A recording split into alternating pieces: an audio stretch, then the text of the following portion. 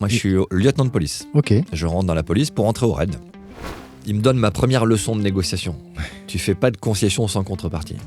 Tu as plusieurs principes qui installent la négociation. Le premier, c'est le principe de résistance. C'est-à-dire que la négociation commence par un non. J'ai géré des négociations complexes, des kidnappings, des extorsions, bien sûr. Mais il n'y a pas plus complexe que ça, que cette négociation sociale. Et les DRH sont souvent des Chief Negotiation Officers. Ils sont souvent en charge de la négociation globale et leurs patrons leur disent « Vas-y, je te fais confiance. » Ouais. Ne perdez jamais l'occasion de prendre contact. Les bilatérales, c'est la clé de la négociation sociale. Il n'y a pas de off en négociation. Il faut que tout le monde puisse sortir avec quelque chose et sortir la tête haute. Moi, j'aime bien parler des accords justes. Il faut qu'à la fin, ce soit juste pour tout le monde. On négocie 7 à 10 fois par jour. Ah oui, intéressant. Tout un chacun. D'accord. Ouais. On a 7 à 10 Entre 7 et 10 négociations chaque jour, tous les jours. Ok. Et qu'on ne traite pas comme des négociations, on le traite comme des conflits. Bienvenue dans 13e mois, le podcast de la Manufacture RH. Je suis Flaubert, ancien DRH et aujourd'hui entrepreneur RH. Chaque épisode vous plonge dans les coulisses du travail d'aujourd'hui. On y explore les vraies questions RH. On amène un regard neuf pour bousculer les habitudes. Vous êtes DRH, manager, salarié engagé ou tout simplement curieux, 13e mois est fait pour vous. Abonnez-vous, activez la cloche, offrez-vous un 13e mois pour penser le travail autrement. Et merci à notre partenaire Stairwage qui facilite la vie des RH au quotidien. Bonjour Laurent. Bonjour Flaubert. Alors je dois avouer quelque chose, j'ai une passion un peu bizarre, enfin bizarre non, mais disons très ciblée. J'adore les émissions où on suit les unités d'élite, le raid, les négociateurs, les types qui débarquent en pleine crise, qui restent calmes pendant que tout le monde panique. Moi, je regarde ça comme certains regardent des séries, sauf que là, c'est du vrai, du lourd, du sang-froid à l'état pur. Alors, quand j'ai su que j'allais recevoir Laurent Combalbert dans ce podcast, j'étais un peu comme un gamin. Faut dire que Laurent, tu as été négociateur au RAID pendant 6 ans et tu as même cofondé la première équipe dédiée à la négociation au RAID. Autant dire que tu connais la pression, la vraie, celle qui se joue à la seconde près, celle où chaque mot peut changer le cours des choses. Alors aujourd'hui, tu ne négocies plus des redditions, mais des transformations avec The Trusted Agency. Tu formes des dirigeants, des DRH, des managers à la négociation, à la vraie, celle qui se prépare, qui se vit et qui s'incarne. Et puis, soyons clairs, la négo, on en fait toutes et tous, tous les jours. Par exemple, je dis souvent que j'ai FO et la CGT à table tous les soirs avec mes 2 enfants. Ça me rappelle d'ailleurs mes négos avec la CGT marseillaise quand j'étais chez McDo. Bon, là, j'ai quand même pas besoin de garde du corps, c'est un peu plus cool avec mes enfants, mais j'avoue que ça me rappelle un peu quelques échanges. Alors aujourd'hui, avec toi, Laurent, on va explorer la négociation en entreprise, celle qui évite les tensions, qui débloque des situations, qui permet d'avancer même quand c'est compliqué. Que vous ayez à gérer un plan de transformation, un entretien délicat, une réunion qui risque de partir un peu en vrille ou un accord avec une organisation syndicale réfractaire, cet épisode est fait pour vous, accrochez-vous, parce que vous allez voir, avec Laurent, la négo, c'est un art, c'est aussi une discipline et ce serait bien que ça devienne un réflexe. Mais avant de parler de tout ça, qui es-tu, Laurent Combalbert ? Écoute, je suis négociateur professionnel. Mon travail, c'est de préparer, d'accompagner, de conduire des négociations, de les débriefer. Comme tu l'as dit, j'ai eu la chance d'être recruté par Michel Marie, qui était le premier négociateur du RAID, et qui m'a fait cette confiance en me recrutant pour l'aider à monter cette équipe, cette première équipe de négociateurs au sein de cette unité. Et donc, j'ai découvert ce métier de négociateur de manière tout à fait fortuite. Pour moi, la négociation, quand j'ai commencé à la fin des années 90, c'était les agents immobiliers qui faisaient la négociation. Oui, ils s'en font encore. Ouais, et voilà, je me suis aperçu que finalement, cette spécialité pouvait se transposer, bien sûr, au monde de la police, à la gestion des crises. Mais puis aujourd'hui, je la transpose dans le monde de l'entreprise avec une vision un peu particulière, qui est celle qu'on peut négocier en situation complexe, à condition d'être bien préparé et de s'être bien organisé avant. Ça veut dire que dans ta carrière, donc toi, tu rentres à la base dans la police ? Ouais, moi je suis lieutenant de police. Ok. Je rentre dans la police pour entrer au RAID. Ok. Ma vocation, Ton c'est objectif, c'était le RAID. C'est le RAID. Ok. Donc je suis sorti bien classé de mon école, j'ai choisi mon poste et évidemment, tu n'as pas le RAID en sortie d'école. Ok. Donc j'ai demandé quel est le poste le plus près du RAID. Et Mhm. on m'a dit une compagnie de CRS qui s'appelle la CRS 8, qui est la compagnie qui assure le cantonnement du RAID. Ok. Et il y a un poste de lieutenant qui se libère, donc si vous voulez, vous pouvez prendre ce poste-là et vous serez à proximité du RAID, mais c'est pas une garantie pour vous d'être recruté. Donc bien là, sûr. c'est même physique, Je suis dans la base du RAID, Ok, au d'accord. château de Bièvre. Donc, tu t'imprègnes du truc, ouais. Ouais. Ok. Et là, après, donc tu intègres le RAID, donc sélection très difficile. Hein, Pas du tout. Ah, ok. En fait, j'ai pas du tout passé les tests de sélection. Ok. Je voulais passer ces tests pour entrer au RAID et rejoindre les colonnes d'assaut. Donc, je me préparais physiquement, mentalement pour ça. Et puis, j'ai eu l'opportunité de rencontrer Michel Marie, qui est donc celui qui a lancé l'idée de la négociation. Dès 1985, il commence à s'intéresser aux moyens alternatifs à l'assaut pour pouvoir gérer ce type de crise que sont les forcenés ou les retranchements.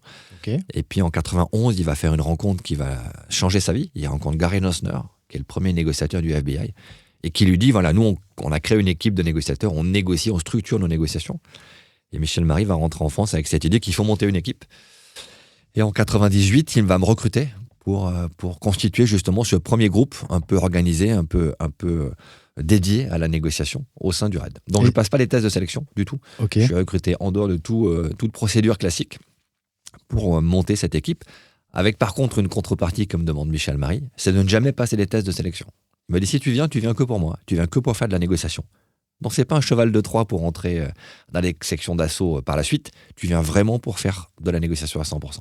C'était déjà une négo là. Ça veut dire que là, il te dit, tu seras jamais comme les autres au RAID, mais toi, tu seras sur la partie négo. En fait, il me donne ma première leçon de négociation. Tu fais pas de concession sans contrepartie. Okay. S'il m'avait fait cette concession de me laisser rentrer au RAID en dehors de toute ancienneté, j'avais même pas l'ancienneté pour passer les tests, et en dehors du passage des tests de sélection, si j'étais venu comme ça sans que ça me coûte rien, ça n'aurait pas eu de valeur. Là, c'était un engagement fort. Alors, c'est un engagement en plus que je trouve intéressant moralement, parce que quand tu te dédies à une fonction, notamment celle de la négociation, tu te donnes à fond. Et puis je pense qu'il a changé ma vision de la mission. Pour moi, ce que je voulais, c'était casser des portes pour sauver des gens. Je voulais donner l'assaut pour aller sauver des gens qui étaient victimes de preneurs d'otages, de forcenés, de retranchements. En fait, il a juste réaligné le truc. Il m'a montré qu'en fait, ce que je voulais, c'était sauver des vies. Pas forcément en cassant des portes. Je pouvais le faire par la discussion. Je pouvais le faire par la négociation. Donc le sens de ma mission, c'était vraiment aider les autres, porter secours aux autres. Mais il m'a proposé de le faire d'une façon un peu différente de ce que j'avais envisagé dès le départ. On est déjà dans l'échange sur la négo et tout, et tu as dit un truc super important. Première leçon, pas de concession, sans contrepartie. Donc ça, c'est une règle à suivre quand on négocie. Tu as plusieurs principes qui installent la négociation. Le premier, c'est le principe de résistance. C'est-à-dire que la négociation commence par un non. Toujours. Un non ou un désaccord qui va s'exprimer. De toute façon, ouais. Forcément. Alors, si tu veux aller plus loin dans la provocation, entre guillemets, c'est le conflit, en fait. Mmh. La négociation commence dans un conflit. S'il n'y a pas de conflit, il n'y a pas besoin de négociateur. Okay. Si la personne à qui tu proposes quelque chose te dit oui, tu n'as pas négocié. Tu l'as convaincu, mais tu n'as pas négocié. Donc oui, ce principe de résistance, c'est qu'au départ, chacune des deux parties ou des trois parties en présence disent non, refusent d'accéder à un point demandé par un autre. Et à partir de cette résistance-là, on va commencer à discuter. Ça, c'est le premier principe. Le second principe, c'est le principe de réciprocité. Si je te donne quelque chose, tu me donnes quelque chose. Si je te concède quelque chose, tu dois me donner quelque chose qui correspond à ce que j'ai concédé. On essaie d'équilibrer les concessions et les contreparties, justement pour que cette négociation soit suffisamment coûteuse à chacun pour qu'on ait envie d'appliquer l'accord qu'on a obtenu à la fin. Donc c'est ce que tu disais sur le pas de concession sans contrepartie. On va revenir sur tout ça, on va essayer de donner un maximum de conseils et de tips à nos auditrices et nos auditeurs. Et tu parlais du FBI, et tu es toi diplômé du FBI, donc c'est à ce moment-là que tu es parti là-bas pour te former. Là aussi, c'était dans le deal. Faut aller te former là-bas ou ça s'est fait après ça? Alors c'était un peu dans le deal, puisque quand j'ai demandé à Michel finalement pourquoi tu penses que je peux faire ce job de négociateur, un des premiers arguments qu'il m'a donné, c'est tu parles anglais, donc tu pourras te former chez les anglo-saxons qui sont aujourd'hui, donc fin des années 90, ceux qui ont le plus d'avance sur le sujet. Et il se trouve qu'en 99, Gary Nossner, donc qui dirigeait la Crisis Negotiation Unit du FBI, est venu visiter Paris. Évidemment, on l'a invité au RAID. Et Gary m'a repéré. Gary m'a dit, écoute, je sens qu'il y a du potentiel. Si tu le souhaites, je vais te faire venir au FBI rapidement pour que tu commences à voir comment nous on pratique ce métier-là et que tu puisses t'en inspirer. Donc, dès l'année suivante, en 2000, je suis allé me former à l'Académie de Quantico. Gary Nossner m'avait juste lancé un défi. Il m'a dit, moi, je donnerai mon accord si la demande m'est faite que tu viennes te former au FBI, mais tu dois convaincre le legal attaché du FBI à Paris. Le représentant du FBI à l'ambassade des États-Unis à Paris, qui s'appelait Enrique Guimenti. Et je suis allé prendre rendez-vous avec lui pour le convaincre de me laisser faire la formation. Donc, il a refusé. Le début de la négociation. Ok. Et je suis revenu le voir toutes les semaines. Le jeudi à 14h, je prenais des rendez-vous systématiquement. Pendant 2 semaines, 3 semaines, 4 semaines, je suis allé le voir pour essayer de le convaincre. Et à la dernière fois où j'y suis allé, ça l'a fait marrer. Il me dit, OK, vous êtes opiniâtre, vous lâchez pas l'affaire. Allez, je vous donne votre chance. Je fais la demande et si Gary Nossner l'autorise, vous irez au FBI. Et en juillet 2000, je me suis retrouvé à l'Académie de Quantico pour faire le stage Crisis Negotiator. C'est ta persévérance qui a fait que il a, entre guillemets, craqué, il a lâché, il a dit OK, c'est qu'il a vu que tu étais vraiment motivé? Ouais, je pense qu'il aimait bien les échanges parce qu'il aurait pu me dire non et puis ne pas accepter les rendez-vous que je lui proposais. En plus, je parle espagnol, donc j'ai commencé à l'amener là-dessus.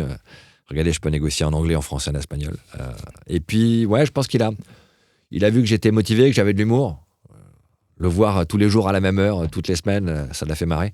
Donc je pense que c'est ça, oui, qu'il a dit, allez, je lui donne sa chance. Ok. Et comme ça, en quelques mots, là, être formé au FBI, c'est comment? C'est grandiose? C'est comme dans les films. Tu arrives à l'Académie de Quantico, le bâtiment est immense, tu es accueilli par des agents, ils ont tous les polos avec les logos sur le torse. Ouais. Donc c'est très très sympa, bien sûr. Après, c'est très anglo-saxon, très américain. Dans beaucoup de classeurs, beaucoup de process, beaucoup de guidelines, qui allaient un peu à l'encontre de la vision que moi j'avais de la négo. Et que Michel avait également, qui était plutôt de l'adaptation, plutôt de l'improvisation. Donc j'ai été évidemment ravi de découvrir tous ces process parce que quand tu rentres de l'académie avec tous les classeurs, avec toutes les procédures qu'il faut appliquer pour résoudre les crises, tu es rassuré. Tu te dis super, j'ai des outils. Puis quand tu les testes, tu t'aperçois que c'est pas si facile que ça. On ne met pas l'humain en équation. On n'a pas de procédure de négociation qui permette de l'alpha jusqu'à l'oméga d'appliquer les bonnes recettes. Oui. Donc ça m'a montré qu'on gère du facteur humain. Et donc, on ne doit pas avoir de procédure, on a des protocoles. Et un protocole, pour moi, ça apporte des questions, pas des réponses. Ok, on reviendra sur les questions. Là, j'ai 2 trucs en tête. La première chose, à cette époque-là, donc les US, ils étaient là et nous, on était là. On a rattrapé notre retard aujourd'hui en France sur ces sujets-là, ou en Europe même. Alors, je ne sais pas si on était en retard, l'approche était différente, mais c'est vrai que quand j'ai commencé à travailler sur des kidnappings, j'ai été recruté par des grandes assurances américaines, l'assureur AIG, l'assureur Liberty Mutual, et d'autres qui sont venus me demander d'être leur consultant pour les situations qui impliquaient des francophones un peu partout dans le monde. Et donc, je me suis trouvé à monter des équipes avec des négociateurs anglo-saxons, et c'est vrai que ce côté latin, capable d'improviser, ça les mettait un peu en risque. On sentait que ça les rassurait pas, qu'on n'ait pas de plan complètement établi, de procédure complètement établie. Mais ils voyaient l'efficacité, la capacité qu'on avait à s'adapter rapidement aux interlocuteurs, à la culture des interlocuteurs. Donc, je dirais pas qu'on était en retard quand je suis allé me former au FBI. C'était une approche qui était différente. Ils avaient par contre beaucoup d'avance sur la structuration, mais une structuration qui n'est pas celle qu'on a retenue et qui n'est pas celle qu'on applique aujourd'hui. Tu vois, aujourd'hui, par exemple, moi, j'interviens auprès de services d'intervention américains pour leur expliquer ce que c'est que notre protocole Hermione sur la négociation, et ils adhèrent à ce protocole, justement parce qu'ils reviennent un petit peu de cette idée qu'on peut avoir des procédures établies avec des réponses, qu'il vaut mieux avoir des protocoles avec des questions. Protocole Hermione qu'on retrouve dans un livre. Ouais. C'est celui-là. Donc, petit moment promo sur le livre. Donc ça, on ne le trouve que chez Amazon. Ok. Pour une raison simple, Amazon n'imprime que ce qui est vendu. Donc en termes d'impact carbone, finalement, c'est plus intéressant qu'avoir des impressions qui vont au pilon. Et c'est le bouquin que je me suis écrit, parce que je me le suis écrit pour moi en fait. Je tutoie le lecteur. Je me suis écrit le bouquin que j'aurais aimé avoir quand j'ai commencé mon métier de négociateur. Donc là-dedans, on en parlait un peu avant l'enregistrement, il n'y a pas d'histoire de négo. En revanche, ce sont toutes les bonnes pratiques, tous les protocoles à respecter dans la négo. Ce sont les 100 questions de la négociation. Ok. 100 questions pour préparer, conduire et débriefer une négociation. Et effectivement, il n'y a pas de storytelling. Je ne raconte pas de négociations. J'ai déjà écrit plein de bouquins où je raconte des négociations. Là, j'ai voulu me faire un bouquin technique. Ok. Et d'ailleurs, c'est le support de cours de nos formations Hermione, de nos modules de formation, parce que tu as dedans l'intégralité de ce que tu dois appréhender quand tu fais de la négociation, quel que soit ton métier d'ailleurs. Ok. Le lien est fait avec une question que je voulais aussi te poser. Tu peux nous parler de Trusted Agency, du campus, de ce que vous faites, Écoute, j'ai commencé à créer mon réseau de négociateurs quand j'ai quitté le RAID. On m'a proposé de me détacher du RAID, donc d'être toujours fonctionnaire de l'État, mais entre parenthèses de la police nationale et du RAID, pour monter une équipe pour gérer les kidnappings de ressortissants. J'ai créé un département qui s'appelait Sécurité des voyageurs, d'affaires et des expatriés au sein de Civipol Conseil, qui est la société de conseil du ministère de l'Intérieur, pour aider les entreprises à préparer des déplacements en zone à risque et éventuellement négocier sur des kidnappings ou des extorsions. Et donc, j'ai commencé à constituer un réseau de personnes que j'avais formées quand j'étais au RAID. Parlant espagnol et anglais, j'ai eu la chance de former pas mal de gens quand j'étais au sein du RAID. Et donc, j'ai commencé à constituer ce réseau qui a un peu plus de 20 ans aujourd'hui. Et ce réseau, je l'ai structuré autour d'une agence qui s'appelle TITA, The Trusted Agency, comme tu l'as dit, où on a voulu mettre à disposition des entreprises des expertises décalées en négociation. Donc les gens qui composent l'agence TTA sont pour la plupart, même si on a des gens qui viennent de l'entreprise, la grande majorité sont des négociateurs de crise qui viennent du RAID, du GIGN, des forces spéciales, des ERIS, et qui transposent leurs compétences en négociation sous haute intensité, négociation complexe, au monde de l'entreprise. Donc, tu as un campus en Bourgogne, près d'Auxerre. Ouais. Et toute personne qui souhaite, ou toute équipe, RH par exemple, commercial, un COMEX qui souhaite se former à la négo, vient là-bas, fait une parenthèse en Bourgogne, et vous les formez à toutes les méthodes, en tout cas là-bas, en direct. C'est l'idée de la parenthèse. Ton expression est tout à fait juste. On a voulu s'isoler un petit peu du monde. On a 12 hectares de forêt. On est à 1h40 de Paris. Et quand on vient là-bas, on se coupe du monde pendant 2 jours. L'idée, c'est de se consacrer à la formation et aux échanges. Quand les gens viennent en inter-entreprise, et tu vois, on a de plus en plus de DRH aujourd'hui qui viennent se former. Les DRH, pour moi, ce sont ceux qui s'occupent d'abord des autres avant de s'occuper d'eux-mêmes. Là, on s'aperçoit qu'ils viennent de plus en plus se former à la négociation parce que c'est une vraie, évidemment, compétence. Et pas que pour les relations sociales, également pour la gestion des conflits au quotidien. Donc oui, on se coupe du monde pendant 48 heures. Alors, on fait aussi bien sûr des formations sur site chez nos clients. Hein. On ne fait pas que chez nous. Bien mais sûr. L'ambiance dans une forêt, c'est très particulier. Tu ralentis, en fait. La forêt, elle t'amène à ralentir le temps. Tu souffles. Et c'est très propice à l'apprentissage et au partage de connaissances. Et c'est important, quand tu mènes une négo, d'être, entre guillemets, alors c'est une négo importante, hein, pas les petits trucs du quotidien, mais d'être un peu déconnecté du reste, ou en tout cas d'être vraiment focus sur ce que tu fais, comment tu avances, etc. Si on fait le parallèle aussi avec cette parenthèse. Alors, c'est bien d'être focus sur ta négociation. Après, le danger, c'est que tu peux perdre ta vision stratégique. Tu peux tomber le nez dans le guidon de la relation, avancer point par point, mais être un petit peu trop le nez dedans. Moi, je le constate quand on fait des assistances en négociation. Aujourd'hui, sur 120 assistances qu'on fait tous les ans, 120 à peu près par an, un gros tiers, ce sont des négociations sociales. Oui. Avec des préparations de NAO, des conduites de NAO, des négociations de contentieux, des négociations de sortie, des PSE, malheureusement, parfois. On accompagne certains services de l'État qui gèrent les PSE.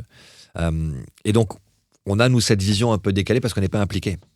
C'est vrai que c'est une chance en négociation quand tu peux garder la tête froide parce que tu n'es pas directement impliqué dans la relation. Ouais. Donc, il faut trouver le bon équilibre. Avoir le recul nécessaire pour garder la vision la plus large possible. Et puis, évidemment, à certains moments, s'impliquer directement dans le contact, dans les échanges, pour pouvoir mener la relation qui va conduire à un accord. Ok. Tu as prononcé les 3 lettres DRH. J'aime bien poser la question à mes invités. Quelle est ta vision, justement? Tu disais c'est une fonction isolée. Je suis totalement d'accord avec toi. Hein. Les DRH sont là pour les autres, mais en général, il n'y a personne qui est là pour le ou la DRH. C'est quoi ta vision, toi, de leur métier aujourd'hui, de ce que tu vois, de ce qu'ils vivent, de leurs problématiques Tu sais, j'ai découvert les DRH parce qu'ils sont venus me solliciter sur des kidnappings. Quand j'ai commencé mon métier dans le monde de l'entreprise, et puis finalement j'ai démissionné de la fonction publique pour lancer mon équipe de négociateurs, les gens qui venaient me chercher étaient soit des directeurs sûreté, soit des DRH. Et chaque fois en cellule de crise, chaque fois qu'on gérait un kidnapping, une extorsion, une détention arbitraire, il y avait le DRH qui était présent. Et qui, lui, nous apportait la vision humaine de la personne qu'on avait. Son dossier, son anamnèse, d'où elle sortait, quel était son profil, quelle était sa famille. Donc là, on est dans un contexte d'entreprise, et il y a une personne qui est kidnappée, eu égard à son métier. Généralement, c'est parce que c'est un expatrié ou un voyageur d'affaires. Ou alors un collaborateur local d'une entreprise française ou européenne. D'accord, donc il est à l'étranger, il est repéré, c'est une monnaie d'échange. Donc là, tu as le patron de la sécurité, sûreté, et le ou la DRH qui te sollicite en disant on a un problème. Et moi, mon contact, c'est le DRH à ce moment-là. C'est-à-dire c'est lui qui m'amène le plus d'infos. sur le profil de la personne, sur ce qu'elle a fait, enfin voilà, toutes les infos dont j'ai besoin pour faire le profil de l'otage. Et donc c'est là que j'ai découvert ce métier de DRH. C'est pour ça que je dis que pour moi, ce sont des gens qui s'occupent des autres avant de s'occuper d'eux-mêmes. Parce que j'ai mis des années avant d'avoir un DRH qui m'a demandé un truc pour lui. Chaque fois, il demandait des trucs pour les autres. Eh oui. Ouais, il me sollicitait, tiens, tu peux me monter un plan de formation pour les équipes commerciales comme besoin de ça, ou tiens, tu peux me monter un plan d'accompagnement pour tel négo, pour telle structure chez moi, mais assez rarement pour eux-mêmes. D'accord. Et puis j'ai découvert aussi la fonction RH en enseignant à HEC, où j'avais des DRH face à moi qui venaient faire un cursus RH, mais qui avaient eu très peu de formation en négociation. Alors que, ma vision extérieure de ce métier, c'était que c'était un métier de négo. Évidemment. Et finalement, je me suis aperçu que c'était finalement pas tant le cas que ça. D'accord. Donc des gens qui sont là beaucoup pour les autres. C'est des facilitateurs. Oui, des facilitateurs. Ils sont là pour faciliter les recrutements, le fonctionnement de l'organisation, les sorties aussi quand c'est nécessaire. Et puis faciliter les relations sociales. J'ai découvert la négociation sociale. En 2012, j'ai été sollicité par le DRH de Renault de l'époque, Jean Agulon, qui est un négociateur exceptionnel. Vraiment, je crois qu'il fait partie des 3 meilleurs négociateurs que j'ai pu rencontrer, qui est maintenant un DRH de la RATP, qui m'a sollicité pour l'accompagner sur la préparation des accords de compétitivité. Ok. Et c'était incroyable parce que les négociations étaient très complexes. On avait Arnaud Montebourg qui était ministre du redressement productif, on avait Michel Sapin, ministre des Finances, il fallait mettre le MEDEF dans la boucle, il fallait mettre l'UMM, tous les syndicats. Wow. Et c'était un vrai travail d'orfèvre, donc j'ai accompagné avec ma vision de la négociation, mais j'ai surtout regardé comment les équipes de Jean Agulon géraient ça et créaient le lien et amener petit à petit tout le monde à finalement considérer qu'un accord était nécessaire. Donc ça a été pour moi une vraie belle expérience de me dire... j'ai géré des négociations complexes, des kidnappings, des extorsions, bien sûr. Mais il n'y a pas plus complexe que ça, que cette négociation sociale. D'arriver à mettre autour de la table des gens qui vont devoir signer un accord. Et en plus, les DRH mènent des négociations beaucoup plus difficiles que celles du RAID. Ça peut paraître surprenant. C'est fou, ça. Tu disais que tu aimais ce monde des négociateurs du RAID ou des groupes d'intervention, mais il faut relativiser. Les négociateurs de groupes d'intervention ont un rapport de force. Un groupe d'intervention prêt à casser la porte. Ouais. Ils ont des négociations court terme. Généralement, le preneur d'otage, le forcené, tu l'as qu'une fois. Tu peux te permettre d'avoir des pratiques non éthiques, de lui mentir, de tricher, parce que tu sais que tu ne vas pas avoir de relation durable. Un DRH, un directeur des affaires sociales, il n'a pas de groupe d'intervention. Il n'a pas de sniper. Il ne peut pas casser la porte. Il ne peut pas défoncer la porte. Il ne peut pas défoncer la relation. Parce que tes délégués du personnel, tu les as pendant 30 ans. C'est du long terme. Et donc, tu dois pratiquer la négociation éthique. Et pour moi, la négociation, ça doit être éthique. Si c'est pas éthique, c'est pas de la négociation. C'est du rapport de force, c'est de la manipulation, mais c'est pas de la négociation. Donc, l'effort que fait un DRH pour négocier avec ses partenaires sociaux, avec son propre patron, parce que les négociations internes pour les DRH sont parfois plus difficiles que celles avec les représentants du personnel. Mais l'effort qu'il fait, c'est un acte d'altérité. Tu es obligé de regarder vers l'autre. Tu négocies pas contre l'autre, tu négocies avec lui. Donc cet effort-là qui est fait pour justement trouver des accords qui à la fin font que la boîte elle marche, c'est un vrai beau challenge. Ah oui, donc c'est plus, ces négos-là sont plus durs. Elles sont plus difficiles, elles sont moins dangereuses évidemment. Un négociateur du RAID, quand il se plante, il y a des morts, donc tu peux pas te planter. Maintenant, techniquement parlant, les négociations d'entreprise amènent plus de préparation, d'organisation, plus de parties prenantes, avec des choses qui sont cachées, des enjeux qui sont cachés, des enjeux qui sont difficiles à définir. Un patron qui va te donner 3 enjeux contradictoires à aller remplir. Si ça arrive, oui. Vas-y, mais ne lâche rien. C'est pas un mandat de négociation, ça. Injonction contradictoire. Oui, bien sûr. Il faut que ça aille très vite, il faut que tout le monde soit d'accord, et il faut qu'il n'y ait pas de vague. Ouais, comment je fais quoi. Et s'il fallait un sacrifiant des 3, ce serait lequel? Ça, c'est une question... Moi, la règle du sacrifice, je la pratique souvent. Quand on te donne différentes choses, différents objectifs, des choses qui te paraissent contradictoires. Alors, elles ne sont pas forcément contradictoires, mais elles peuvent le devenir. Donc, avant de partir, j'ai besoin de savoir si on doit céder sur l'un, ce serait lequel? Et si on doit préserver un jusqu'au bout, ce serait lequel? Il faut absolument que sur ces NAO, on signe avec tous les syndicats. Il faut absolument maintenir la hausse de salaire à 3%. Et il faut absolument signer le plus vite possible pour éviter l'impact des élections professionnelles qui arrivent. Grosse pression. Ok, ça, des mandats comme ça, j'en ai vu plein. Ouais. Très bien. Mais maintenant, sur ces 3 enjeux, signez vite, signez avec tout le monde, ou limitez la hausse à 3%, lequel vous êtes prêt à sacrifier? Aucun. Si vous me dites aucun, vous serez frustré. On va essayer de gagner les 3, évidemment. Ouais. Mais si on doit céder sur un, ce serait lequel?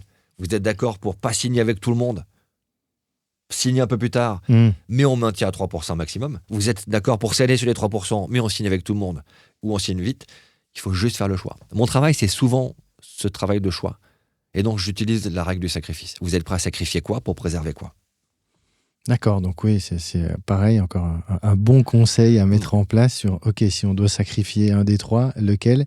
Ça ouvre à des discussions. Et puis, ça ouvre aussi le fait qu'en face, bon, une direction générale, bon, on peut se dire, ok, c'est ça, on sait qu'on pousse un peu, mais bon, celui-là, potentiellement, si ça prend un peu plus de temps que prévu, c'est pas grave. L'essentiel quand même, c'est qu'on garde les 3% et qu'on signe avec toutes les organisations syndicales. Clairement. Et les DRH sont souvent des Chief Negotiation Officers.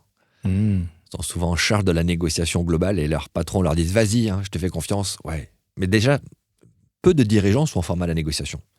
Ah oui. Donc quand tu leur parles d'enjeux, de rapport de force, de mandat, pas toujours des termes qui sont très clairs. Et c'est vrai que autant on se dit qu'un patron des achats, qu'un directeur commercial, bah oui, c'est des bons négociateurs. Et à la base, on ne se dit pas qu'un DRH est forcément un bon négociateur, alors qu'en fait, il négocie tout le temps sur un cas un peu tendu avec un manager et un collaborateur, dans les NAO, avec l'inspection du travail, avec sa direction générale, avec le plan de formation, enfin. Ah oui, il n'y a que de la négo dans tout ça. Alors, la confiance, tu en as parlé parce que on s'est vu, c'était la semaine dernière. Tu animes également des rendez-vous de négociation, où tu partages c'est le Nego Business Club, où là, il y a plein de DRH qui viennent ou des personnes d'univers différents. Et tu avais parlé, celle à laquelle j'ai assisté, c'était avec Frédéric Souillot, le secrétaire général de Force Ouvrière. C'était très intéressant. Il s'est bien livré. On a vu la personne derrière la posture.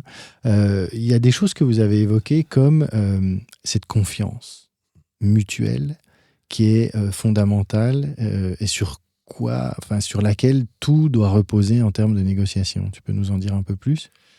C'est vrai que si notre agence s'appelle The Trusted Agency, c'est parce qu'on pense que la confiance, c'est vraiment le facteur clé des organisations. Nous sommes société à mission. Notre mission, c'est inspirer et transmettre pour créer un monde de confiance. Je pense qu'on ne pourra pas faire face à tout ce qui va se présenter à nous dans les mois et les années qui viennent, en termes économiques, sociaux, environnementaux, si on n'a pas un minimum de confiance.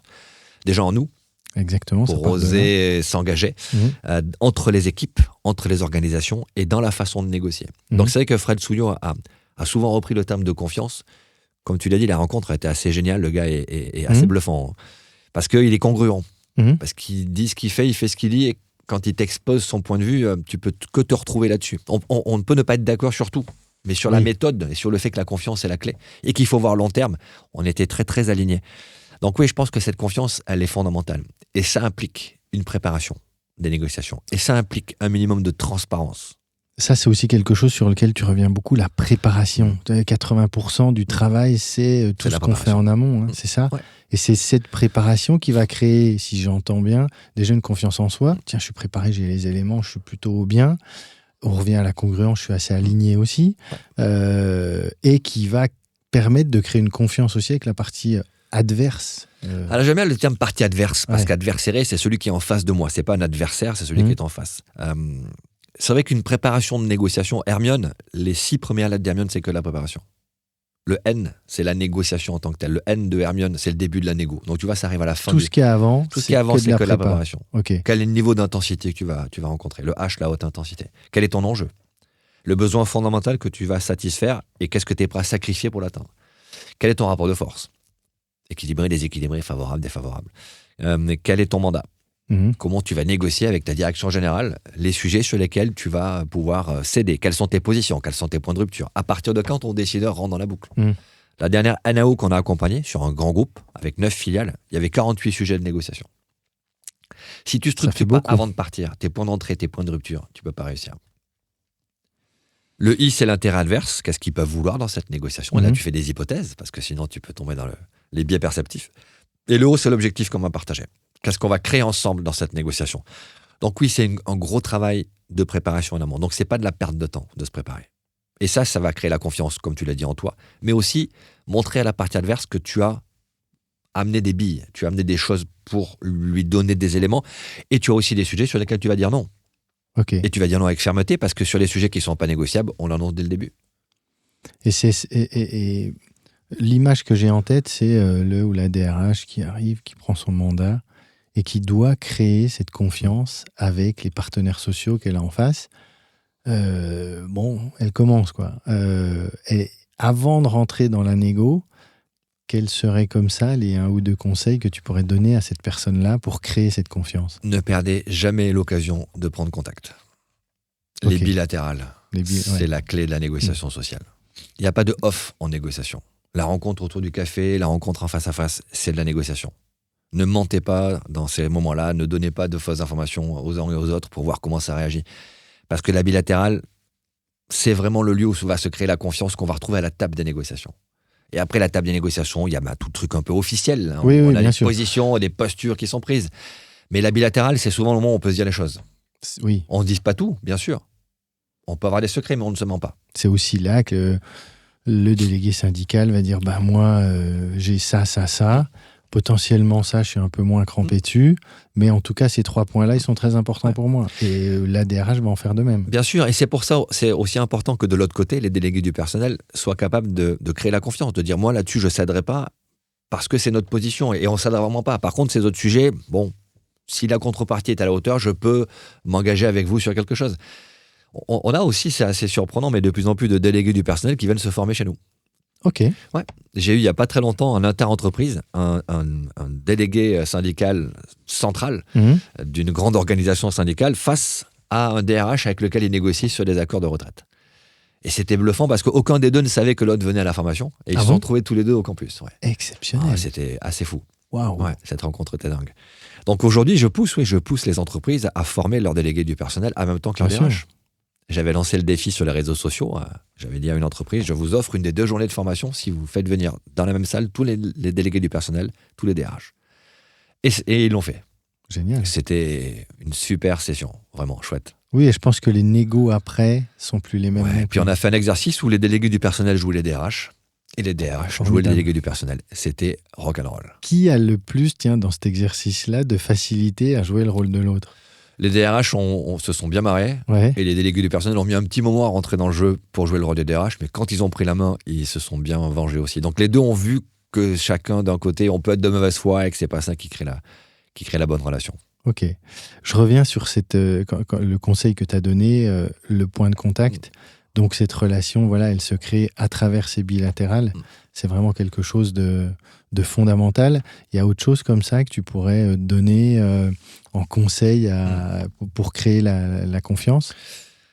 Après, c'est pour comprendre comment fonctionne le groupe. On fait ce qu'on appelle un sociogramme. On doit comprendre qui joue avec qui joue contre qui, quels sont les intérêts personnels de chacun. Parce que ce qui vient mettre parfois des freins dans la relation sociale efficace, c'est les intérêts personnels qui viennent rentrer en ligne de compte. Et donc, il faut envisager, en faisant des hypothèses, quels peuvent être les intérêts personnels de chacune des parties prenantes à la négo, à la fois du côté du personnel, de leurs représentants, mais aussi de mon côté direction générale, pour voir comment j'articule ce sociogramme et faire en sorte que je puisse aligner tout le monde sur une solution qui, à la fin, va faire en sorte que l'entreprise, elle fonctionne, qu'elle soit rentable, qu'elle soit compétitive, et ça, c'est au bénéfice de tout le monde. Donc oui, comprendre les interactions et les jeux de pouvoir entre chacune des parties prenantes, c'est aussi c'est pas de la perte de temps. Et c'est du travail, ça. C'est du travail. Oui, c'est un peu de boulot avant. Aller chercher du renseignement, et on le cherche comment? Par les bilatérales. Oui, exactement. Et on pose des questions. Apprenez à poser des questions. On ne sait pas poser des questions. On a une formation sur le questionnement qui cartonne parce que tu t'aperçois qu'en fait, à l'école, on t'apprend à répondre aux questions, pas à les poser. Donc on explique les différences entre les questions alternatives, les questions fermées, les questions de confirmation, les questions d'engagement, les questions ouvertes. Il y a plein de questionnements. On questionne par intention. Quelle est ton intention quand tu vas poser une question? En fonction de l'intention que tu as, tu vas choisir la question la plus appropriée. Donc oui, tu as vraiment un module de formation sur comment on pose des questions. Absolument. C'est surprenant, mais c'est un des modules qui est les plus demandés aujourd'hui. Oui. Mais d'ailleurs, je vois passer pas mal de choses sur le bon commercial, c'est pas celui qui a réponse à tout, mais celui qui a question à tout.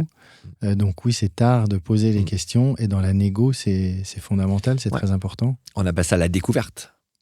Tu as 5 grands moments dans une négociation. Le premier moment, c'est l'installation.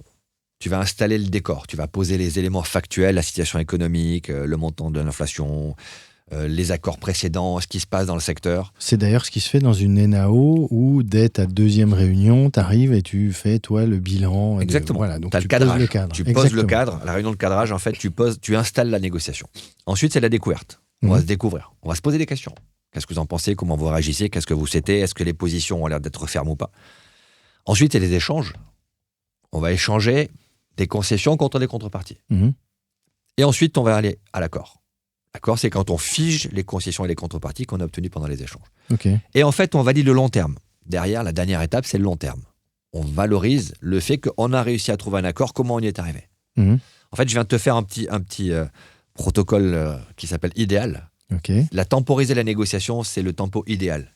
I, l'installation, dès la découverte, E, les échanges, à l'accord, L, le long terme. Et tu vois, sur certaines négociations sociales aujourd'hui, sur des grosses négos, on propose de débriefer la signature de l'accord avec toutes les parties prenantes. Non pas pour parler toutes du les fond, parties prenantes. que la forme. Ok. On invite les représentants du personnel, Ok. on invite les personnes des syndicats centraux qui voudraient venir également participer à ça. On invite la DRH et les gens de la direction générale. Ok. Et on se pose la question, comment on est arrivé à signer cet accord? Qu'est-ce qui nous a permis de le faire? Et là, le truc qui ressort le plus souvent, c'est la confiance. À un moment donné, on s'est fait confiance. On s'est dit les choses. Donc, quand on arrive à valoriser ça, on valorise la négociation éthique.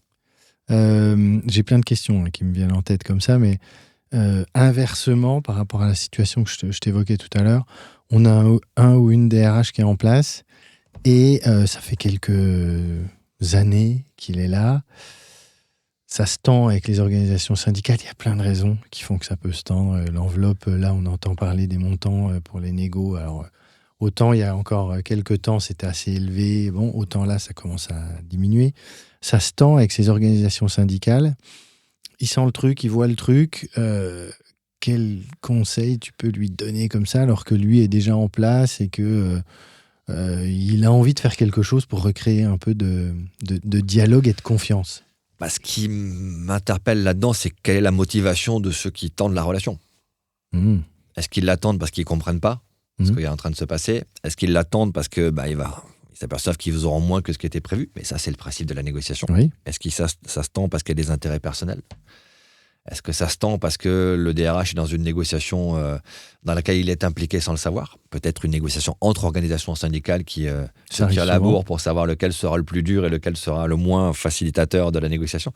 Donc là, la question, c'est la motivation. Okay. Qu'est-ce qui fait que la situation se tend? Est-ce que ça va de chez nous? Est-ce que c'est la direction générale qui donne des infos qui ne sont pas congruentes avec ce que donne le DRH?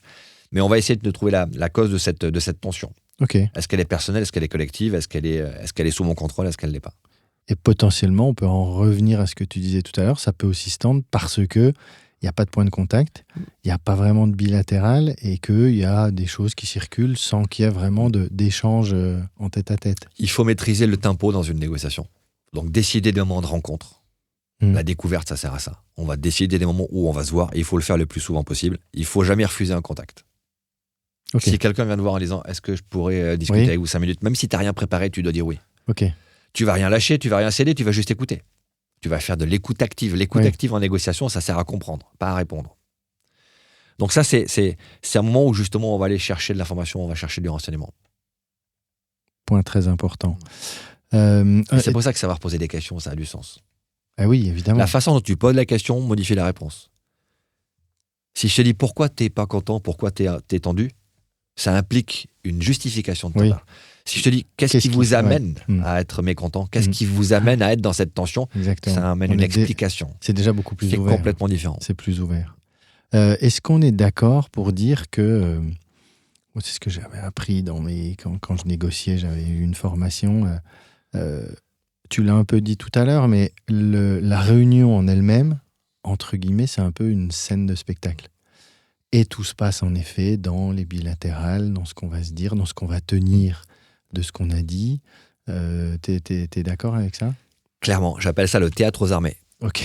Voilà. Mais c'est vrai que le choix de la place dans la salle, qui s'assoit à côté de qui prend la parole, bien sûr qu'il faut considérer que ça fait partie du jeu. Moi, ma première vraie négociation dans la police, pour tout te dire, quand j'étais encore à la CRS 8, avant de rentrer au RAID, c'est un vieux capitaine qui s'appelait Dany Serdan qui m'avait montré ça. On était sur une manifestation, c'était vers Matignon, on bloquait la rue de Varennes, si mes souvenirs sont bons, et on était en barrage, et tu sais, une compagnie de CRS, ça se met en barrage, ça met des boucliers devant et on attend que ça passe. Ouais. Et puis lui, il sentait que le truc allait un peu déraper, donc il m'a dit « Lieutenant, venez avec moi ». Il a enlevé son calot, il a enlevé son galon, on a mis ça dans nos tenues, et puis on a traversé la foule et on est allé voir qui était le service d'ordre en face. Et il attrape quelqu'un du service d'ordre qui avait un petit brassard jaune sur le bras et qui lui dit c'est toi qui commandes le bordel là ? Parce que moi je commande l'autre bordel qui est en face. Et donc on lui a amené le responsable du service d'ordre et il lui a dit tu vas pousser jusqu'où ? Parce que si vous rentrez dans la rue de Varennes et que vous nous poussez, on va résister. Non seulement on va résister, mais on va mettre les casques et ça a mal tourné. On va grenader, on va vous repousser sur le boulevard. Et lui dit, nous, on va aller jusqu'au devant le bureau du Premier ministre. Il dit, on vous laissera jamais passer. Par contre, si vous poussez un petit peu sur cette rue, on peut reculer un petit peu. Et on fait ça en souplesse. Donc tu maîtrises tes troupes, moi je maîtrise les miennes. On vous ramènera un petit peu plus loin, on va bloquer. Vous aurez droit à une délégation qui va au Premier ministère. Oui, mais nous, on veut 15 personnes, ça sera que 5. Et il a commencé à faire sa négociation. Ça, c'était une bilatérale, en fait. Ah, mais c'est une bilatérale. Il a fait sa bilatérale sans savoir que ça s'appelait comme ça, très certainement. Et une fois que les deux ont fini de se parler, ils se sont serrés la main. Il m'a dit, hop, on retourne là-bas. Et il a scénarisé le truc. Et en face, ça a poussé, ils sont arrêtés, on est revenu, on a fait exactement ce qui était prévu. Et à la fin, tout le monde gagne. Ah oui, bien sûr. Nous, on gagne parce qu'il n'y a pas de casse. Et puis, en face, ils gagnent parce qu'ils sont reçus par le Premier ministre. Alors, ils sont pas reçus à 15, ils sont reçus avec une petite délégation. Et puis, c'est pas le Premier ministre qui les reçoit, c'est un conseil. Okay, mais bon. Mais en l'occurrence, tout le monde est gagnant. Donc, oui, une belle négo, c'est ça. Ça évite que ça tourne mal.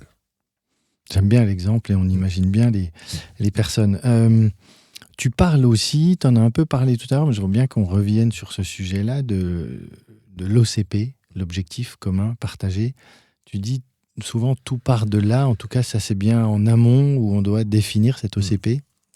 L'OCP, c'est ce que tu vas construire avec l'autre avec la négociation. Okay. Donc si tu n'as rien à construire avec lui, tu n'as pas de négociation. Si tu regardes aujourd'hui les grands conflits dans le monde, ne se règlent pas par la négociation. Pourquoi ? Parce qu'il n'y a pas de volonté commune de trouver un accord.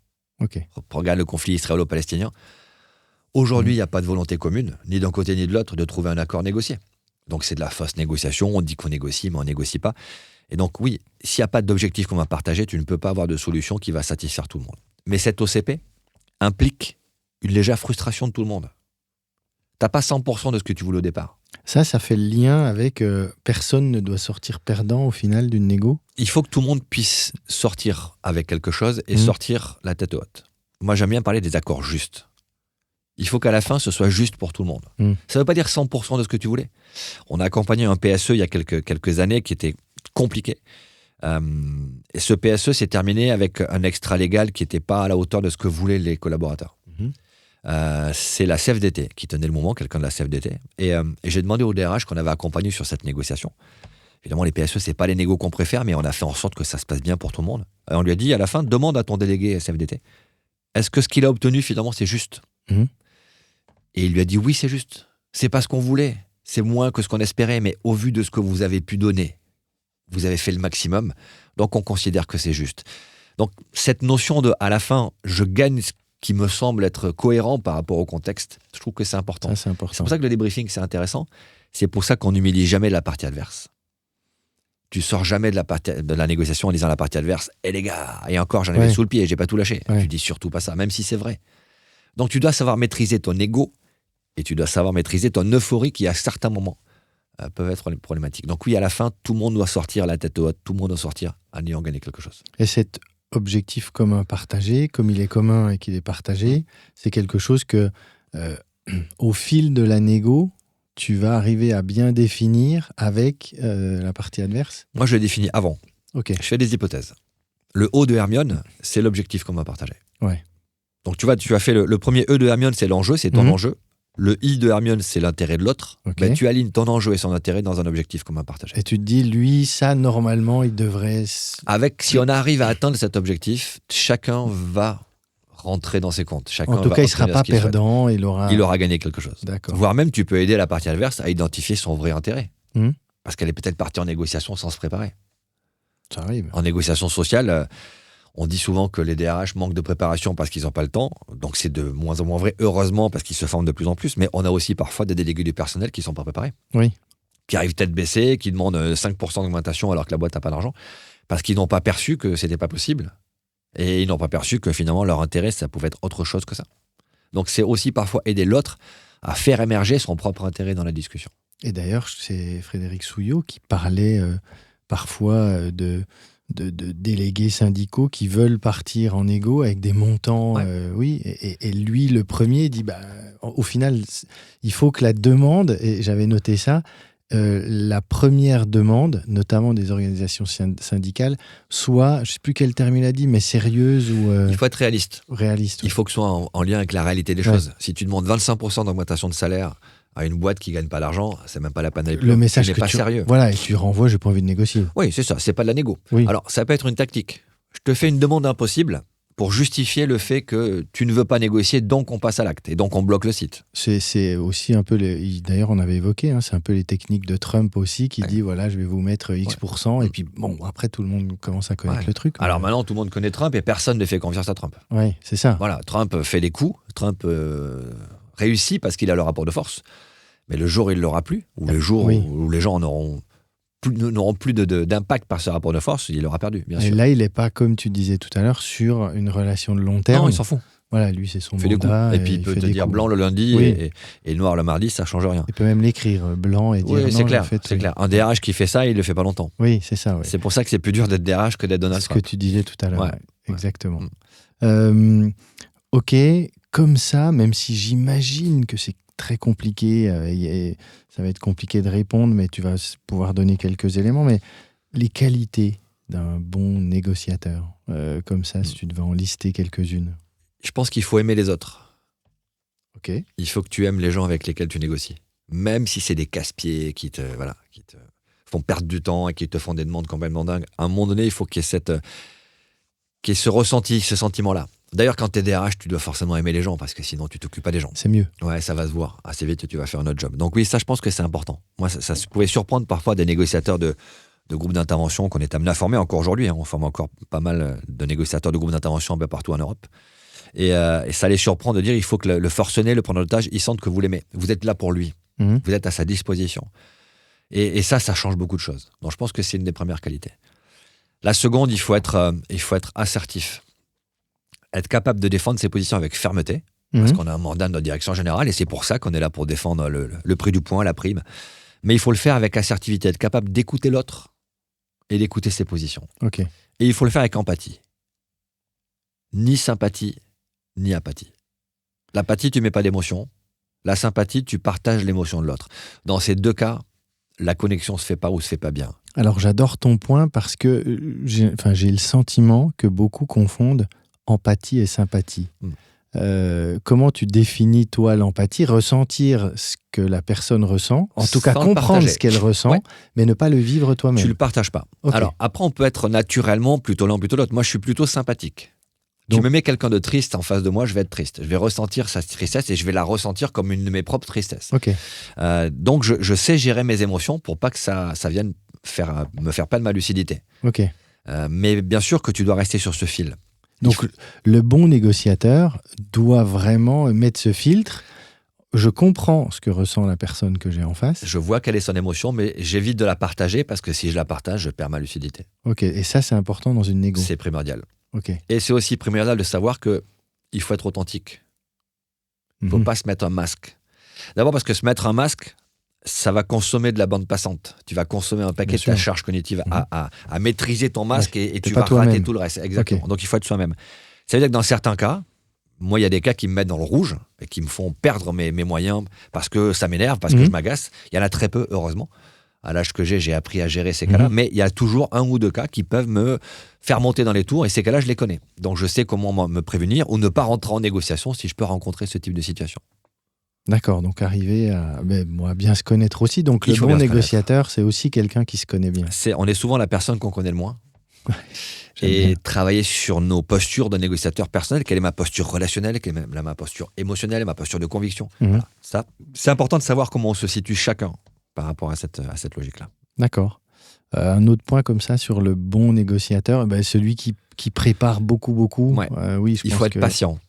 Okay. Moi, c'était pas ma qualité quand j'ai commencé à faire ce métier. Et je suis devenu patient par nécessité. Il faut être patient. Il faut savoir poser ses billes, regarder comment ça se passe, discuter, aller chercher de l'info, puis recommencer. Voilà. Donc, quand tu peux maîtriser le tempo, tu maîtrises la négo. Ok.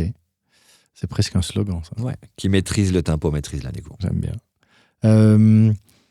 Allez, on va faire un peu de storytelling, mais une négo. Tu peux nous parler d'une négo sociale qui a été assez marquante pour toi et pourquoi elle a été marquante C'est une des premières négociations sociales de crise que j'ai gérées. J'étais encore au RAID à l'époque.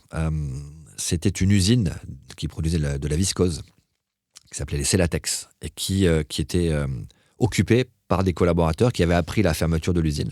Ok. Et ces collaborateurs s'étaient enfermés dans l'usine. La viscose, c'est beaucoup de produits chimiques qui sont utilisés pour créer le produit. Et les collaborateurs menaçaient de déverser les produits chimiques dans la Meuse, avec un risque de pollution colossal. Et la préfecture était mobilisée, le RAID était mobilisé, puisqu'on se disait qu'il y avait quand même un risque de faire exploser l'usine. Donc les shooters du RAID étaient prêts à sauter de nuit sur le toit de l'usine, au moins pour sécuriser le lieu où se trouvaient les produits chimiques. Et je me suis fait passer à la demande de la préfecture pour un collaborateur de la préfecture pour essayer d'aller chercher des informations. C'était pas une vraie négo de prise d'otage, il n'y avait pas de revendication, mais c'était une négociation sociale dans laquelle je me suis retrouvé impliqué. Et je me suis retrouvé face à quelqu'un au bout du fil qui m'a dit « Moi, j'ai rien à perdre. Ma femme travaille dans l'usine, je travaille dans l'usine depuis 25 ans, mes enfants vont à l'école à côté, et j'ai une maison juste à côté, je trouverai pas de boulot à 50 km, j'ai rien à perdre. » En fait, il vient de te faire la liste de tout ce qu'il a à perdre. Donc cette phrase paradoxale m'avait marqué parce que j'étais face à quelqu'un qui était démuni, qui avait plus de moyens de se faire entendre et qui n'avait trouvé que la menace de recours à la violence pour se faire entendre. Donc ça m'avait marqué parce que je me suis dit, finalement, mon métier de négociateur de crise pourrait s'adapter aux négociations sociales sous haute tension. Et ça a été la première fois où je me suis dit, tiens, qu'est-ce que c'est que la négociation sociale finalement ? Comment gérerait quelqu'un qui n'a pas la position du RAID ou qui n'a pas le rapport de force que j'aurais pu avoir si c'était nécessaire ? Comment je l'aurais géré si j'avais été le patron de l'usine pour éviter que ça arrive là ? Et ça a été ma première réflexion sur la négociation sociale là-dedans. Est-ce que c'est pas aussi de la négociation comme je pourrais la pratiquer ? D'accord. Et quand tu dis, il te dit j'ai rien à perdre, mais il te donne la liste de, au final, ce qu'il a à perdre. Ouais. C'est une demande paradoxale en fait. Ok. Il t'affirme qu'il va rien perdre, en fait, il va tout perdre. Sa femme va perdre son boulot, lui aussi, il pourra pas payer sa maison, il va pas trouver de boulot à 80 km. Ouais, c'était compliqué. Et t'as rien à lui apporter comme réponse. Là, tu peux pas, rebondir là-dessus. À l'époque, disant, j'étais moins efficace en négociation, très certainement, parce que j'étais dans des négociations de rapport de force. Oui. Et j'avais pas de solution à lui apporter, j'avais pas de mandat. Le but, c'était de faire du renseignement, et la demande qui m'avait été faite, c'était de jauger la crédibilité de la menace. Est-ce que cette personne est prête à aller jusqu'au bout ? Et est-ce que les personnes qui sont autour d'elle sont prêtes à aller jusqu'au bout ? C'était même pas un délégué du personnel en plus, hein. C'était quelqu'un qui avait pris le pouvoir sur l'équipe. Un peu charismatique. Qui avait dit, j'ai fait la guerre d'Algérie, on va s'organiser en commando. C'était ça le risque. C'est pour ça qu'il y avait une vraie tension sur ce cas-là. Ça a fini comment ? Alors ça a fini qu'officiellement, le site a été réouvert et la négociation a amené une solution. Si mes souvenirs sont bons, il y a eu un déversement de produits chimiques quand même. C'est ça qui a déclenché l'intervention. Je pense qu'il y a eu une intervention. En fait. Alors on n'était pas sur place, c'est pas le RAID qui a mené ça. D'accord. Ça devait être une compagnie de CRS qui a géré ça. Mais oui, c'était un moment fort. Je me suis retrouvé en fait en dehors de mon contexte habituel. J'étais pas face à un forcené, j'étais pas face à un preneur d'otage. J'étais face à des gens qui allaient perdre leur boulot et tu te dis inconsciemment, est-ce qu'à leur place j'aurais pas fait pareil ? Oui. Et c'est là où Là, tu es dans l'empathie. Là, j'aurais pu tomber dans la sympathie. Ouais, et c'est là que je me suis dit, il faut rester à distance. Il faut ne pas tomber dans la compassion. Je suis pas là pour être en compassion avec eux, même si j'aurais pu l'être. Mais là, mon job, c'est pas ça. En tant que négociateur, je suis là pour rester à distance émotionnelle, parce que mon travail, c'est de faire du renseignement. Je veux savoir s'ils sont prêts à aller jusqu'au bout. Oui. Et au final, c'est aussi d'éviter qu'il y ait un problème écologique, etc. Mais mon analyse, c'était qu'ils avaient le sentiment qu'ils n'avaient rien à perdre. Donc oui, le risque était fort qu'ils aillent jusqu'au bout. D'accord. Ok. Une question comme ça sur... alors là, on est peut-être un peu plus dans le côté négo-commercial, mais tu es en train de négocier avec une personne, il y a plein d'échanges, etc. Et puis, tout à coup, il n'y a plus de son, plus d'image. C'est-à-dire que tu perds le contact avec cette personne-là, j'imagine, en recrutement, avec le candidat, avec... c'est quoi le conseil que tu peux donner par rapport à ça ? Quelle est ta position de force ? Si le rapport de force joue pour toi et que la personne ne revient pas vers toi, est-ce que tu as vraiment besoin que cette personne revienne vers toi ? Tu la laisses revenir. Si c'est toi qui fais le premier pas, tu peux inverser le rapport de force. Elle peut se sentir plus importante. Si tu as un rapport de force défavorable, tu as absolument besoin de recruter cette personne. Tu la rappelles. C'est toi qui rappelles et c'est toi qui fais... Après, ça, c'est mon conseil technique. Mon conseil personnel, c'est que je ne perds jamais une occasion de renouer le contact. Donc même quand j'ai la main, je préfère rappeler pour être sûr. Et puis après, il y a On ne s'est aussi... pas rappelé, il s'est peut-être passé quelque chose, n'hésitez pas à revenir vers moi, voilà, je suis à votre disposition. Je laisse toujours une porte ouverte. Et puis, il peut peut-être, quand tu dis « je perds pas une occasion de renouer le contact », c'est faire son pas de côté en se disant « mais quel, entre guillemets, prétexte je peux utiliser pour recréer le contact Ouais. J'ai pensé à vous avec ça, j'ai vu truc. Et puis dire, etc. il s'est peut-être passé quelque chose, on devait se rappeler, on ne s'est pas rappelé. Voilà, j'espère que tout va bien, n'hésitez pas à revenir vers moi. Mais laissez sa chance à la communication. D'accord. Ça amène toujours plus de fruits que ça n'en fait tomber de l'arbre. Tu as évoqué le sujet du débriefing. Je trouvais ça super intéressant parce qu'en plus, là, vous le faites, il y a tout le monde. Mais est-ce que j'ai raison ou j'ai tort quand je dis que trop souvent, on finit la négo, on passe à celle d'après ou on attend celle d'après sans vraiment se dire « Ok, qu'est-ce qu'on a bien fait? Qu'est-ce qui a bien marché? Qu'est-ce qui a fait qu'on a pu signer ?» Ou alors, qu'est-ce qui fait que telle organisation syndicale n'a pas signé? Parce que souvent, on dit « Oui, bon, la CGT, ils signent jamais. » Quand on regarde bien, ils signent quand même plus que ce qu'on laisse entendre. Et puis, je fais une petite parenthèse, mais j'aime aussi, dans ma tête, je répète souvent que un délégué syndical, c'est un peu comme un banquier. C'est-à-dire, c'est pas la banque, c'est la personne qu'on a en face.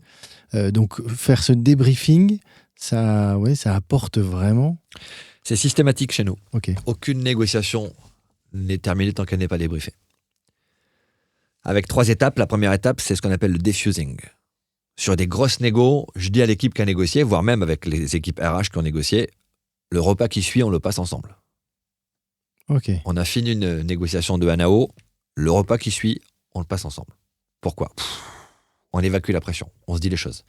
C'était bien, c'était compliqué, là j'étais en colère, mais on évacue les émotions autour d'une pizza, autour d'un verre de bière, autour d'un verre de vin. Mais donc là, je suis DRH, j'ai terminé ma négo, je prends mon responsable relations sociales, je prends les juristes qui ont travaillé sur le truc. Je vous invite à dîner ce soir. Ok, et là, on Exactement. lâche. Parce qu'on a souvent envie de partir, on rentre à la maison, puis le lendemain on s'est réveillé, c'est bon, c'est fini, on passe à autre chose. Moi j'aime bien à chaud tout de suite, le repas qui suit, on le passe ensemble. On appelle ça d'ailleurs chez nous le repas suivant. Okay. C'est le premier débriefing. Ensuite, nous on essaie entre 2 et 5 jours après une négociation. Ni trop tôt parce qu'il faut récupérer les informations, ni trop tard parce que sinon tu vas l'oublier. Ouais. On essaie de débriefer techniquement. Okay. Et on a 5 questions systématiques. Alors ça peut être, dans Hermione, il y a une fiche de débriefing plus complète, mais j'ai 5 questions systématiques à chaque négo. Qu'est-ce qu'on a bien fait ? Et pourquoi on a bien fait? Qu'est-ce qu'on a mal fait? Et pourquoi on a mal fait? Qu'est-ce qu'on améliore pour la prochaine fois? Génial. Si on ne s'est pas posé ces 5 questions, on a raté quelque chose. On a perdu de l'expérience. Et la 3e étape, c'est ce qu'on appelle le rétex, le retour d'expérience. On écoute quelqu'un nous raconter son expérience. Il nous raconte, il nous explique comment lui a déroulé Hermione, où étaient les points forts, où étaient les points d'amélioration. Dans cette négo. Dans cette négo, mais okay. Le rétex, en fait, on invite tout le monde. Okay. Tous les gens de l'agence TTA sont invités à participer au rétex. Et généralement, c'est le dernier vendredi du mois, où entre midi et 14h, on fait un rétex en visio ou en présentiel pour ceux qui viennent au campus. Et quelqu'un nous raconte sa négo. D'accord. Et ça, on est en train de le structurer pour l'avoir en vidéo. Et on va l'ouvrir à tous les gens formés au protocole Hermione. Il y en a plus de 10 000 aujourd'hui, qui auront accès à une banque de données de débriefing en vidéo de nos équipes, ou même d'eux-mêmes s'ils veulent en faire, des débriefings de négociation pour chacun partager nos expériences en négociation. Et là, c'est collé au protocole donc Hermione. C'est Hermione. Quand on décrypte la négociation en reprenant le protocole Hermione qui nous a servi de préparation, là on le regarde pour dire ok, au niveau du rapport de force, on était comment? On avait envisagé qu'on était plutôt comme ça. Est-ce que c'était vrai, pas vrai? Pourquoi est-ce que c'était pas le bon? Ou pourquoi on a confirmé que c'était le bon rapport de force? Quel était notre mandat? On était dans les clous du mandat, on n'était pas sur les points de rupture. Voilà, on va regarder, interroger la méthode et on va expliquer à ceux qui n'ont pas participé à la négociation les enseignements qu'on a pu en tirer. Et je suis en train de me dire, alors je plaisantais à moitié parce que quand je parlais de FO, CGT à table avec mes enfants, est-ce que se dire que s'entraîner sur des petits sujets, c'est une bonne pratique pour être prêt pour de plus gros sujets? Considère que tout conflit peut être réglé par une négociation. Donc dès lors que tu as quelqu'un qui exprime un désaccord, que ce soit à la maison, que ce soit au travail, que ce soit dans la vie quotidienne, tu peux t'entraîner à négocier. Et et tu le fais, et après, tu es plus à même de gérer les grosses négos. Et puis tu t'aperçois qu'en fait, c'est de la pratique. Quel est mon enjeu? Quel est mon rapport de force? Quel est son intérêt? Quel est notre objectif commun partagé? D'accord. Avec n'importe qui, tu peux faire ça. Ok, donc...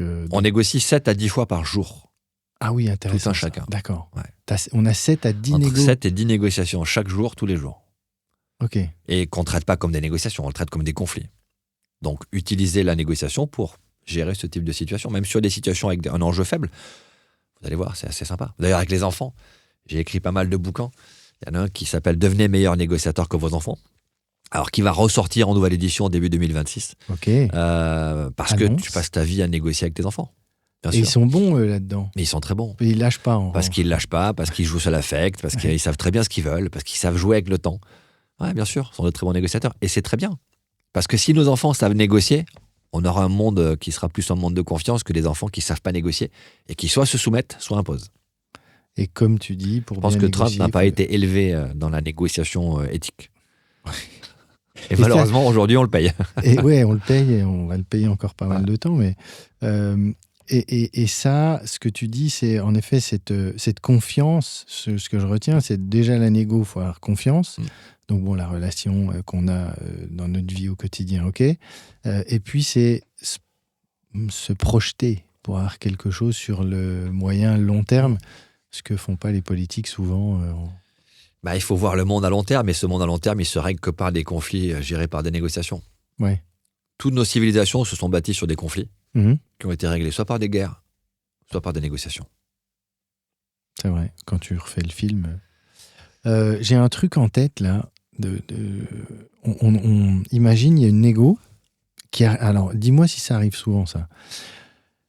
Je suis DRH où voilà, j'ai un mandat, je négocie, j'ai des organisations syndicales en face, je fais partie d'un groupe, je rends des comptes au-dessus. Et mes organisations syndicales, ou la principale qui est signataire, me dit ok, bon, bah, si j'ai ça, ok, on va signer. Je suis DRH, je rends des comptes, je fais mes petits calls réguliers pour dire bon, bah là, on en est là. Bon, bah, si j'obtiens ça, il y aura signature. C'est ce que je vends en haut.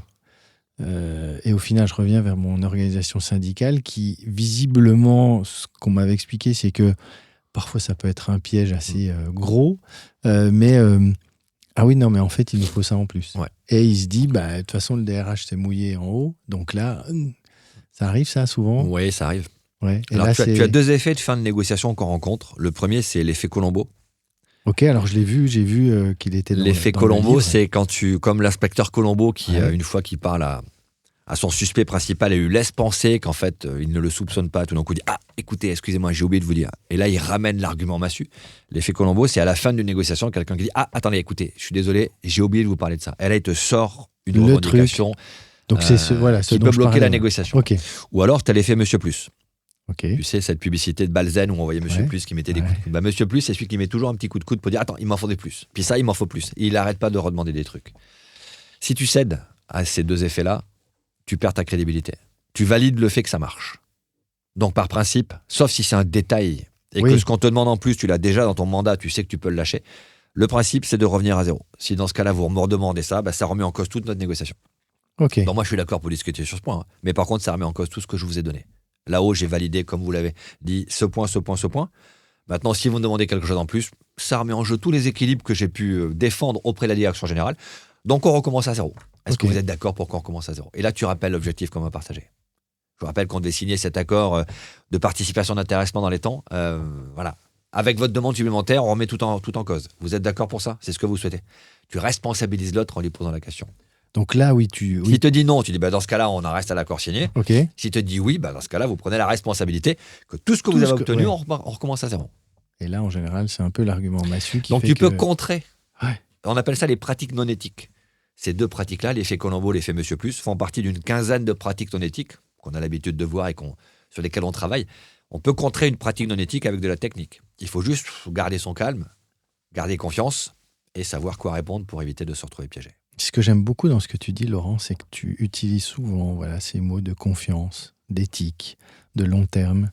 On n'est pas juste là pour faire une négo à un moment donné, sortir la tête haute en se disant c'est bon, je l'ai mis plus bas que terre. Non, il y a ça se fait à 2 ou à 3 ou 4 selon le nombre de parties prenantes, mais voilà, c'est du temps long, c'est de la confiance, c'est de l'éthique, et on est en train de préparer la négo d'après. Mais c'est ce que je vois beaucoup chez les DRH. Alors après, les DRH non éthiques, c'est pas nos clients, ils viennent pas chez nous. Mais tous les DRH que je vois ou qui viennent se former ou qu'on accompagne, ils ont tous cette vision long terme, tous. Ils partent pas en disant je fais un coup sur celui-là puis on verra l'année prochaine. Non, ils anticipent 3 coups d'avance en disant si on le cède là-dessus, dans 3 ans, on ne pourra pas le faire. On l'a vu sur les Jeux Olympiques. On a accompagné beaucoup de négociations de crise lors des Jeux Olympiques, la préparation, parce que certaines organisations syndicales ont utilisé ce levier de rapport de force pour obtenir un maximum de trucs. Et on a vu, oui, justement, cette préparation des NAO de N+1. Une fois que les JO seront passés, très bien, mais en 2025, comment on traite les NAO? Parce que si on lâche beaucoup là, c'est sûr, on aura un accord. Mais la prochaine négociation, elle va attaquer tellement haut que ce ne sera pas crédible. Donc oui, on a cet engagement à long terme. C'est pour ça que j'aime bien cette population des DRH, parce qu'ils ils pensent pas à eux, généralement, dans les négociations. C'est vrai. Ils pensent 3 coups d'avance. Ça me fait penser à Churchill.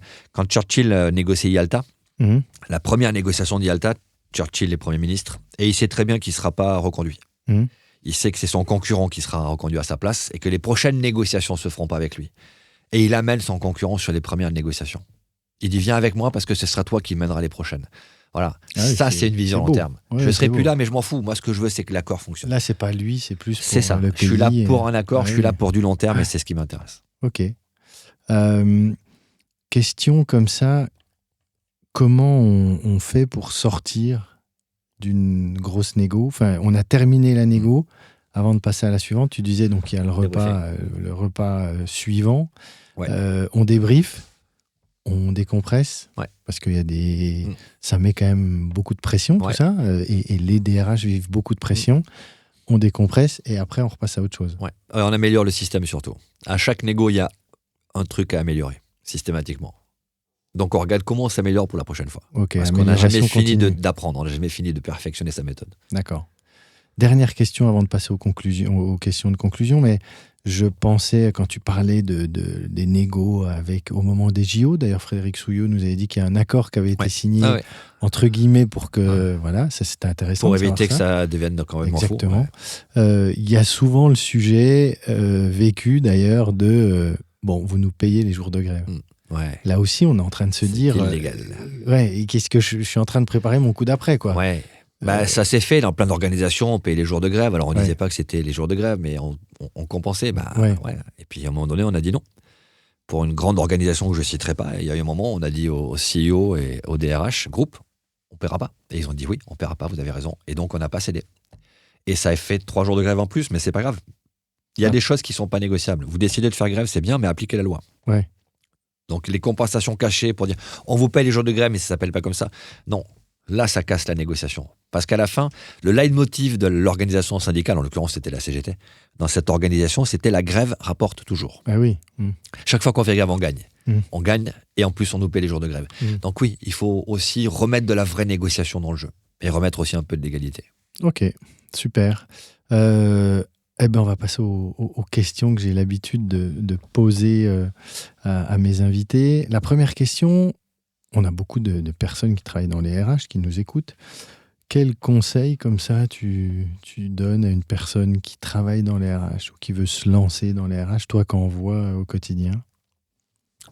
Préparez vos négos. Ayez un protocole en tête, pas forcément Hermione, mais des questions que vous avez en tête à chacune des négociations que vous commencez.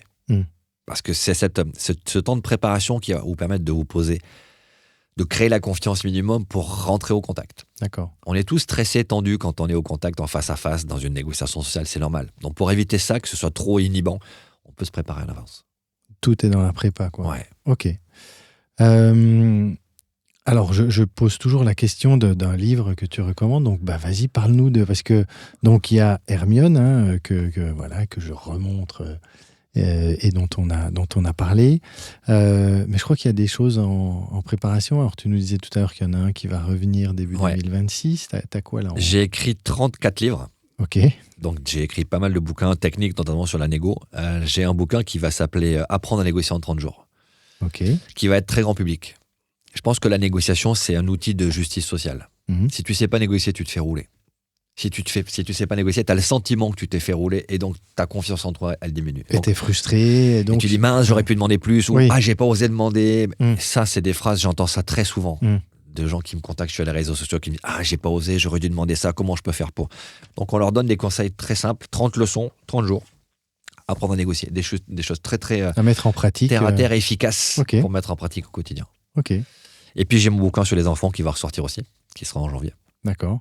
Qui va être sur justement négocier avec ses enfants sans devenir fou. Parce que si on leur apprend à négocier, on fera les adultes de demain qui seront efficaces. Et puis j'ai un roman policier qui va Ah oui, sortir. Ouais, j'en ai sorti 3 et j'ai mon 4e roman policier qui va sortir aussi en 2026. génial, avec un peu de vécu. Enfin, C'est une équipe de négociateurs qui, à chaque roman, vit des négociations différentes. génial. Bon, super. Allez, dernière question. Est-ce que tu as une personne comme ça à me recommander pour un prochain épisode? J'ai plein de personnes à te recommander. Quelqu'un que j'aime beaucoup sur la relation et notamment la relation entre les générations, Mhm. c'est Philippine Dolbeau. Ok, Philippine qui a un parcours assez dingue, qui a été entrepreneuse à 15 ans et qui a une vraie capacité à transmettre son expérience. Elle ne Ok. donne pas de leçons, elle te raconte juste ce qu'elle a fait. Et elle a 25 ans aujourd'hui. Donc c'est intéressant de voir comment les jeunes de 25 ans qui rejoignent le monde de l'entreprise voient les choses, voient le monde, voient la mission, voient l'enjeu, voient leur motivation au sein de l'organisation. Donc ouais, Philippine, elle est assez bluffante. super. Eh bien, écoute, on va la contacter. Laurent, merci 1000 fois. Merci Flaubert de ton invitation. Écoute, merci d'avoir répondu rapidement, simplement, et d'avoir donné tant de choses. On va suivre tes aventures, tes bouquins, tout ça, avec grand plaisir. Et puis, à bientôt pour de nouvelles aventures. À bientôt. Merci Laurent. Merci à toi. Au revoir.